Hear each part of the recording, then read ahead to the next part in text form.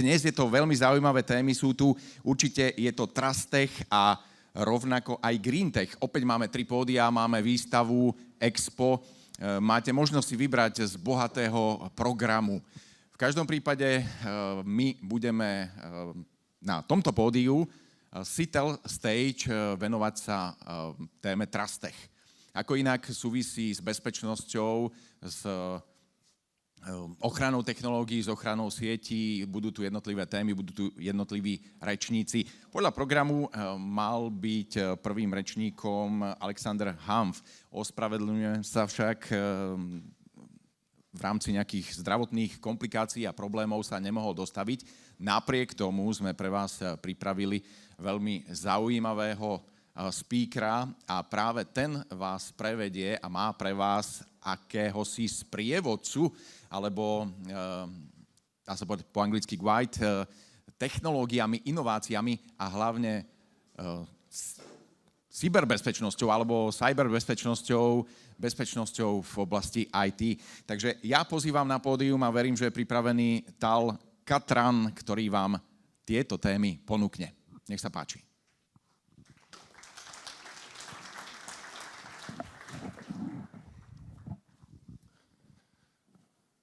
Hello. So you know who I am, and the reason I'm here, as you maybe know, I was not planned to be here, but some people were not satisfied yesterday with my speech, so they gave me another chance to do better this morning, and I can promise you I will do. That's me.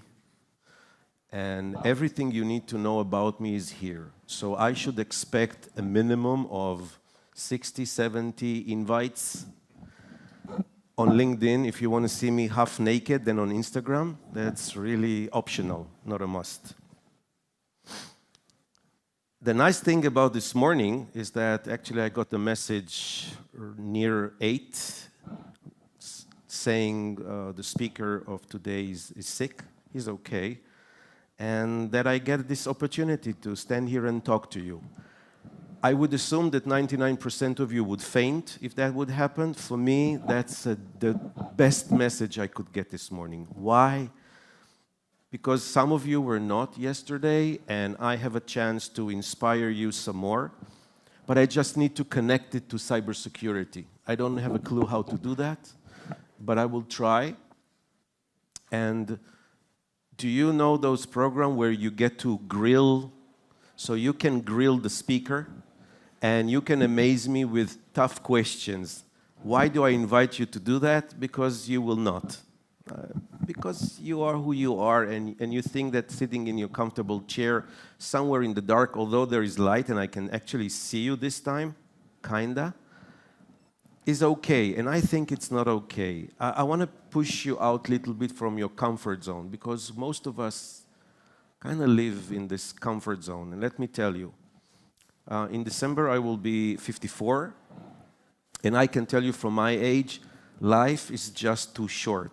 Actually, when you realize what you need to do, when things kind of come together, this is when everything kind of runs back and it's about to end.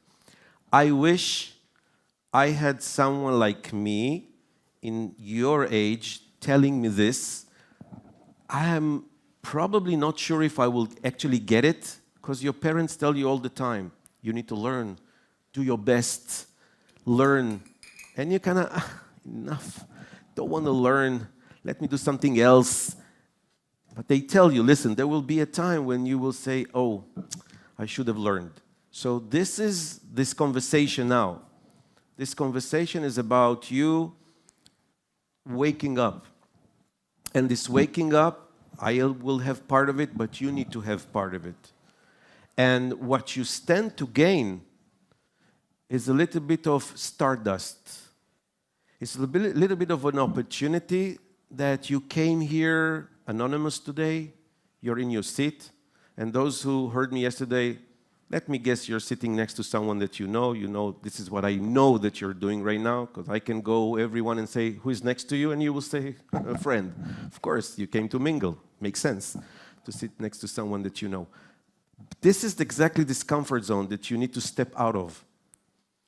Usually when I say this, how do I know friends? They look at one another and go, how did he know? This is who we are. We are a social animal. We like to sit together. So what I want to do is at least propose to you that you need to step out, and better do it in an audience. As you all know, we are living in an era called zero trust. Zero trust means that when you call someone, you don't know really who is answering. By the way, you don't know even who is listening. And it doesn't need to be, Secret Service. It could be anyone. Think about what AI is doing. If you were here yesterday and you heard the amazing speakers we had yesterday speaking about the capabilities of AI today, honestly, you just don't know. You see a person on screen, you have no clue who is really behind it. Here, at least, you see, you touch. So this is what we want to do. I will give you again this opportunity to raise your hand before I call. Where's Lucas? You're here? Before Lucas tells you something. So would you like to learn or to ask something? Or, as Lucas will soon show you, what you need to do. We didn't prepare it too much before. But it is your time, should you want to step into startup world. So let's check, and you can all look around. How many startups are here in the room right now? 1, 2. Good. It's good because I have a lecture called Who the Fuck Needs Startups? Sorry for the English. Really nuisance, who need them? But startups are a growth engine within every economy. Those two people usually, the guy with the vision and the girl with the tech capabilities, they come together and they create technology. I'm asked often, what's really the difference between a startup and a small business? Why is it different? Do you have any clue why we call a startup something? And let me just say quickly, startups need to have two things: technology and innovation. Without dipping into what's what, but you understand generally, okay? Innovation and technology. That is a startup. But you will say, of course, but businesses also have innovation and technology. Why do we differentiate the two? Any clue, any idea why we don't call a startup just a small business and leave this startup aside? Of course, not all of you, with a raise of a hand, please. Good. You see, my life is easy. I can talk to myself. It's not that you don't know the answer. You just think that the person next to you is going to think you're dumb. And I'm telling you, that would get you nowhere. Now, you don't have to raise a hand. You just shout an answer. Believe me, it's really relieving to get air from your lungs. Try and think before I give you the answer. What is the difference? It's not rocket science. There's no trick here. Is it too early for you? I'll tell you, usually when I speak early in the morning, I make my audience stand and do stretching, but I know you will not cooperate, so stay sitting down. You see, the thing is that I will continue pushing you. Others just say a funny sentence and move on in their lives. I will not do my job if I will let you just do whatever you want. And I want to teach you a second thing. People love to be told what to do. How about that? Love. And people don't want to get options. You just need to tell them what they need to do. Don't ask them. And you will be amazed how well that works. Now, of course, I'm coming from Israel, and for us, as you know, army is mandatory, age 18. Men, women, boys, girls, we go for army. We don't have this privilege of going to universities, traveling abroad, do whatever. We recruit to the army. It's not a matter of if you want or don't want. You go. And you learn in a very young age that before you can receive, you must give. And in our case, seldomly, sadly, it's life. I live in a country with constant war. I live in a country that I don't know how to even simulate this to you, but can you imagine sitting here right now or in Bratislava, and then all of a sudden there is a siren and you need to rush to bunker? That is not Second World War. That was this year. This is our lives.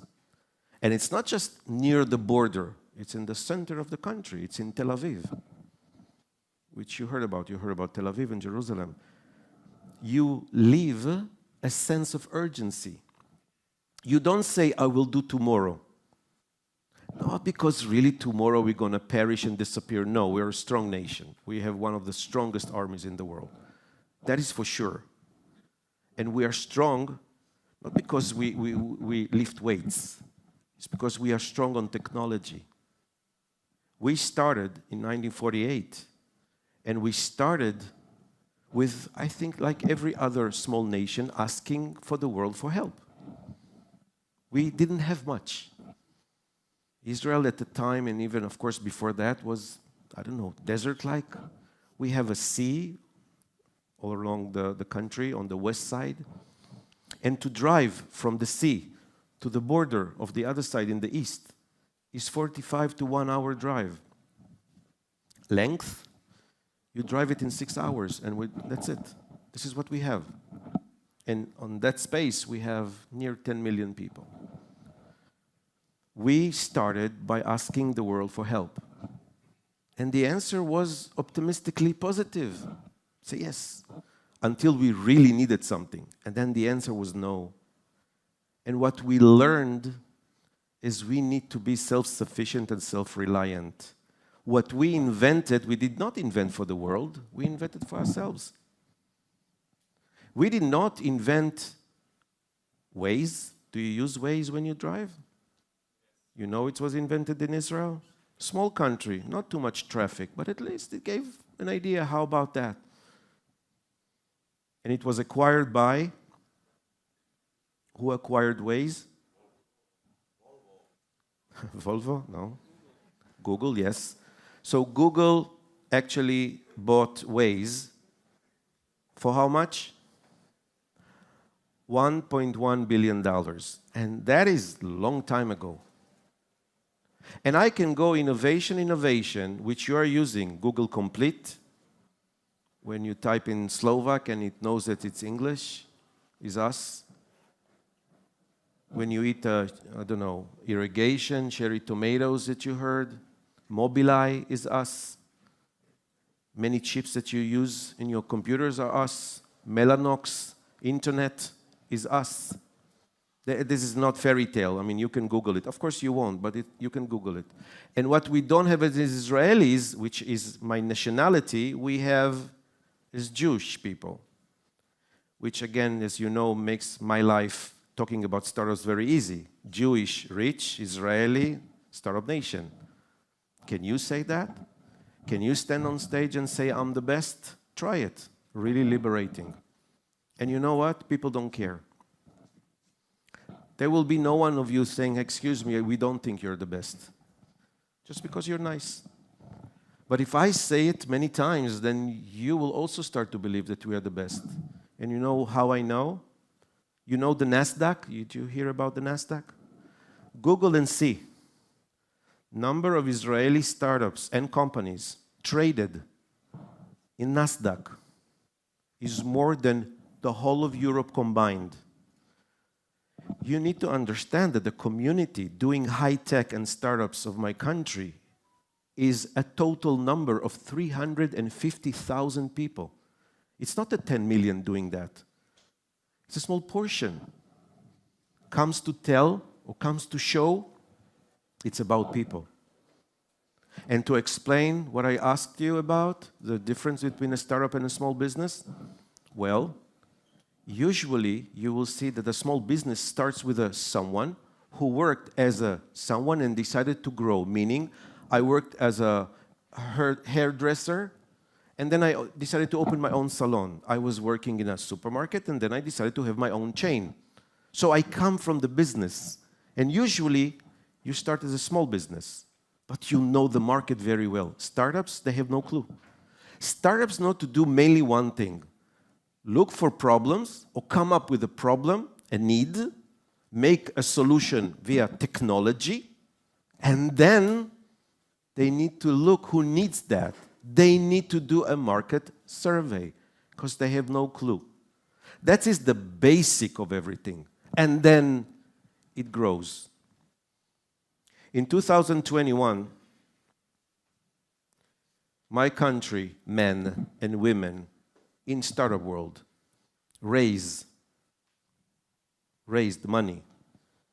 We raised $25 billion, and we did exits, which means that a startup was acquired by another company of over $80 billion. That is the budget of some countries in the world, and we did that in a 1 year. You know what's a unicorn? Not the... What is a unicorn? It's a company that is valued for $1 billion and up. Today we are talking about 10 billions. We have those as well. In the month of March 2021, we gave birth to 7 unicorns in a 1 month, all cyber companies. Yes, it helps when you are the #1 attacked country in the world, or maybe second to the United States. But this is who we compare ourselves to. Tel Aviv. Tel Aviv during this year was competing with New York, being the most expensive city in the world. So you understand, for us being #1, that's the thing. I can tell you about myself. I've established 21 startup accelerators, which puts me in the Guinness Book of Record as the one who opened the most as a private person. Yes, it is about being the best. It is about being #1. But this comes from here and your surroundings. When you're surrounded by people who push you down, you're going nowhere. If you will not push yourselves up, no one will do that for you. Why should they? Even if they're nice. It's about you. It's about you understanding your value. It's about you concentrating for part of a way about yourself. It doesn't mean that you become selfish. It doesn't mean that you come in and you see the ladies giving you the tags and you don't give them a time of a day even asking how they are or saying good morning. You don't behave this way. You give attention to everyone. But the most attention is to you. Now that is easy, right? That is not difficult for any of you. But I'm telling you that you don't do even that. I want to tell you that my nation's strength is the together, is the bonding, is the glue. By the way, inside the country, we eat one another. Don't be mistaken. Which is why you see Israelis all over the world. We love Israel, just not to be in Israel. We like to be somewhere else. But we all run and protect our country if something happens. Which means, just to tell you that we are not different. We have everything difficult and bad like everyone else. But we never trash our country. Definitely not when we are outside. Inside, oh my God, terrible. It is about unity. It is about helping one another, shoulder to shoulder. Yes, army helps it a lot. Our army made a big change over the last 20, 30 years. It became very technological. We have special units that are experts on cyber, and young soldiers who recruit there and then released from army, they don't go to university, they just don't need to. They will be snatched the second they leave the army and get paid salaries to begin with, 7,000 to 10,000 euros a month. Yes, it's a lot about money, and it's okay to want money. This is what startups do. That's the only fuel that can push, move, accelerate forward two people that come up with an idea having zero resources. Everyone is smarter than them. Everyone is more wealthy than them, and actually come up with technology. I believe you can. It is my first visit to Slovakia, but I work a lot in this region, in Eastern Europe, a lot. And I'm telling you, you are smart like anyone else. Are you motivated the same? I don't know. Can you be? Of course, yes. Can you do it by yourself? Very difficult. Better to do? Ask for help. It will not change anything about you. It will just push you forward much quicker. You know those people who say, you live once. I can actually prove that you die once. Live? That's every day new. This is how you wake up in the morning with a target, with a purpose, and you push yourself to do that. I will end by saying this. If you came here today, if you did the effort of coming here, you should have the minimum, a purpose. And this purpose is not like kids saying, I just want to have fun, or I want to go through the day, or I'm going to give a free lunch.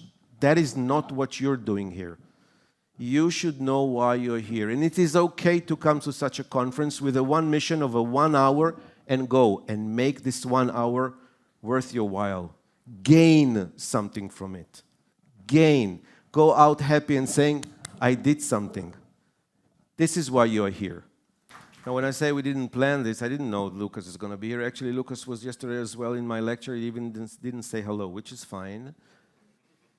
But listen to the number. Listen how he speaks.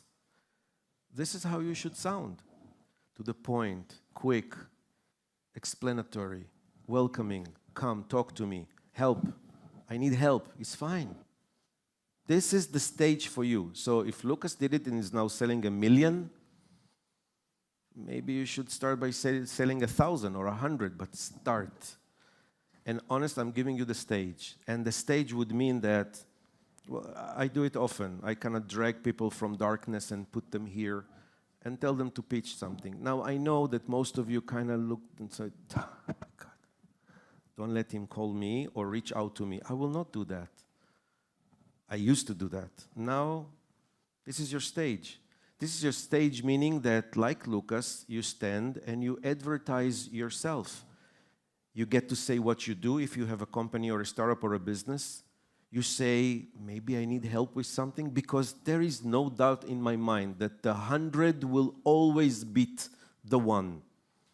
The community is always stronger, always more resilient. And when you have a startup, that's the only thing you have, is a community. Startups barter. I say companies compete, startups unite. When you don't have resources and the only thing you can say is, I will give you my graphic designer, give me your programmer for the day. This is how startups kind of make it. It's not like a business. It's not something usual. Okay? So again, I'm pushing your buttons a little bit. Do you have anything that would interest you to share? Any questions that you want to throw my way? I see I have, oh, it runs fast, 4 minutes. Anything that you want to share? Anyone here? Really? They will call me again to do the speech. I'm not doing this again if I'm not succeeding now. Anything? Any question? Anything you want to know? No. Okay. I will end by the risk factor, and the failure. What is happening here, again, is not unique to Slovakia or to Košice. This is how it is. It is very hard early in the morning to push you from your comfort zone. I don't believe that you have nothing in your mind. You just think, and you think too much. Failure. Well, back at the time, it was kind of considered in this region, better hush, don't speak, don't stand out, be like everyone else. Those days are gone. No more, and will not return.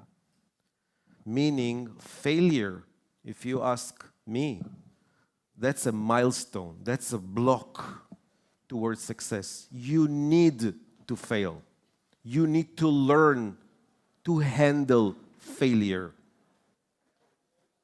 It is not something you should run from. It is not something you need to be ashamed of. Are you aware of a conference called FailCon? So just know, all over the world, there is a conference called FailCon. And it's all about coming here and speaking your failure. You don't say, now I succeed. Off stage, failure. You know what the spin-off, how the spin-off of Failcon is called? It's called Fuck Up Nights. Now you can Google Fuck Up Nights and you will see you will have Fuck Up, for sure, Bratislava, for sure. It's all over the world. So we are now speaking failure. And in the first Failcon of Israel, the first conference, you know who stood on stage? Our prime minister, who did an exit for $400 million before becoming the prime minister. So he was standing and telling a failure. So one thing, fail. Second, take a risk. If 96% of startups shut down first year of operation, it's for sure to fail. You better go to a lion's den. You have more chances of coming out alive than having a startup. So then you should ask yourself, why? Why do I need this? You need this. You need this because this, as I said, is a growth engine. This is when you're very educated and you know technology and you're not afraid to dream and you're not afraid of saying, yes, I can fly. And then you get the Elon Musk, Jewish. The Zuckerberg, Jewish. You want the list? Do I start with Albert Einstein, Jewish? Or where do you want to start? It is about the power of the one coming together and uniting. Are you a kind of a person that you walk in UK and you hear someone speaking Slovak and you say, okay, and you cross the street? Or you go over and say, hey, we speak same language. We do that. We bond. And you know why we bond? Because we are under constant threat. And we learned that like small fish come together and like small birds come together and make a big cloud, we do same. Second, we speak loud. We speak loud. And we complain. We're the #1 complainers in the world, by the way. We take, again, glory for being first about everything. I want to leave you with this sense of saying, A, connect, connect. Second, don't care for what others think. Care about yourself first, and then about the others. It's okay.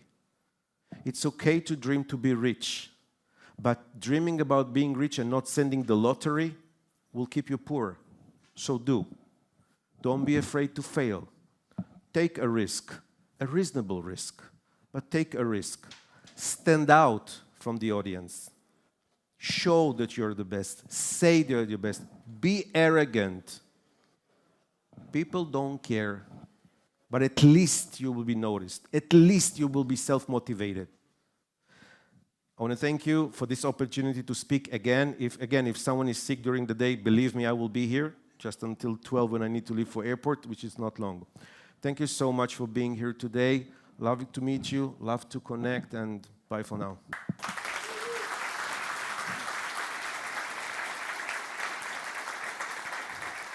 Thank you very much. Ja myslím, že tam bola jedna ruka hore, alebo ste si len cvičili ruku? Áno, jedna otázka. One question is there. Okay, go ahead.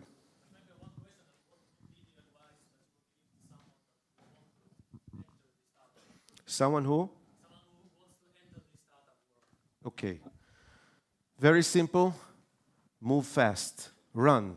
Accelerators are a program for... It's a reason they are called accelerators. You need to excel. You need to move fast. Meaning, you have an idea, go stealth mode. Disappear. Do the technology. Rush to the market. We call what you call, the beginning of technology, beginning of a product. We call it a prototype, for instance. In startup world, it's called MVP, minimal viable product.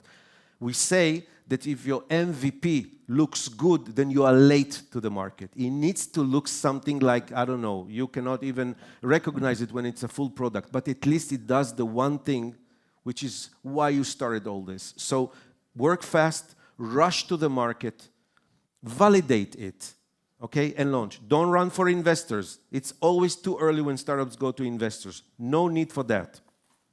Rush, rush, rush. Second, put a big sign in your office, in your home, And just remind yourself, why did I start this journey? What did I want to achieve? What did we come together to do? Third, have a team. Must have a team. A 1 is not enough, a 2 is fine, a 3 is no more. That's it. A 1, a 2, and 3, and that's it. When you have an idea, you don't have a marketing manager. There's nothing to market. You don't have an operation manager. There's nothing to operate. So you begin as 2. 1 with an idea, being able to speak, being able to persuade, being able to bring money at a later stage. And the second one, a person, legs on the ground, knows to develop. This is how you start a startup. Lastly, I would say, again, I'm not familiar with the accelerators that you maybe have here in Košice. Do you have accelerators here or incubators or something of a sort? If you do, rush to one.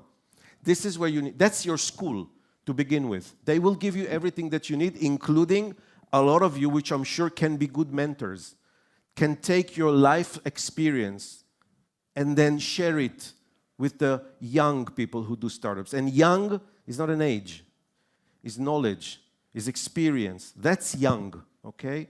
So take mentorship. Did I answer? Yes, good. Next. He's here. First startup succeeded. I think it took me 5 years or so. So I did an exit, okay, I need to say, which is why I can travel the world and talk to you. Was it easy? No. Did I know where I'm going? A lot of the way? No. Was there accelerators in my time? No. Did I have mentors? Probably yes, but I was too arrogant to listen. So I kind of take all this put together and put it in your hands to say, what I say is what I did. There are those who walk the walk and talk the talk, but reading someone else's book. I made my own book. It's not the Startup Nation book, which is, by the way, a little bit obsolete. It's like 14 years ago. I made my own. And my own is my journey. And what I get to do on stage is just share this journey with you. And when I'm pushing you for questions, when I'm like comforting you that failing is fine, I've been there. I can tell you honest, I have failed more than I've succeeded. Not because I heard that Michael Jordan actually missed more than he actually made the shot. It is like so. But you need to let yourself go and you need to stop downsizing yourself. Stop pushing yourself down. No one will push you up aside yourself. So the one thing that you do is you push up and you tell anyone else, I don't care. I don't care. You want to help me, help you. You want to tell me, don't. Again, tricky is they want to give you an advice. So at least listen, but push yourself and move fast. Any more? We're done. Okay. Sorry. Yes. Please. Okay. 2 things about validation, very important. As you know, we start with a startup, meaning with a need, a problem, a pain. For instance, I don't know, finding parking in Bratislava, okay? I don't know, maybe it's difficult. So the problem is finding parking. Now you say to me, Tal, but if I want advice, then I go to someone and tell him, and then he will steal my idea. What is the big news here about problem with parking? It's not big news, so nothing to steal. And by the way, so I will tell how I solve it. How do you solve it? With an app. Ooh, you told me everything. No, you didn't tell me anything. So it is okay to say what, but not the how. This is what you need to train yourself. Validation would mean that, yes, I went to several people, could be a 20, a 50, 100, no need a 5,000, and ask them, do you share the problem? Are you aware of parking? Well, maybe half of them are students. They have a coconut. I don't know. For them, parking is not relevant. So why am I talking to you even? So I need to find the right audience. And I'm asking, you have a car? Yes. A 1, a 2? A 2. Great. Do you go to Central City? I don't go to the city. Not relevant. I'm taking transport. I need to find my audience. Once I'm talking to the audience, I'm validating a problem. Then solution. The only way for me to validate is to go MVP. Go small, quick, put it out there and see. And if you know Eric Ries, okay, the guy who came with Lean Startup, his whole idea says that he was in charge of R&D, he developed the software, he was not ready to launch it, but CEO told him investors want to see the software out. And he said, oh my God, I did not validate, I did not check, I did not do bug proofing, nothing. He said, we don't have time. Push it. And he pushed it. And he was like, oh my God, it's going to be terrible. It's going to crash computers. And you know what happened? Nothing. You know why? Not a single download. Not a single. No one downloaded. So what he learned, he said to himself, well, maybe instead of writing 50,000 lines of code, maybe I write 0 line of code, and I just go to the market and tell them what I want to do. And that is called Lean Startup. Listen, we thought about everything, and you have capable people to teach you. This is what you need to do. Venture out from your comfort zone, not too far so you would lose the comfort zone where to return to, but go and ask. Connect to smart people. Talk quick, talk to the point. Make use of every second of attention of another person and give respect. Anything else? Can I go? Done. Thank you. Let's, you and I do a nice selfie for them. Come stand here. Can we see them? Can you crash this slide? It's killing me. Okay, perfect.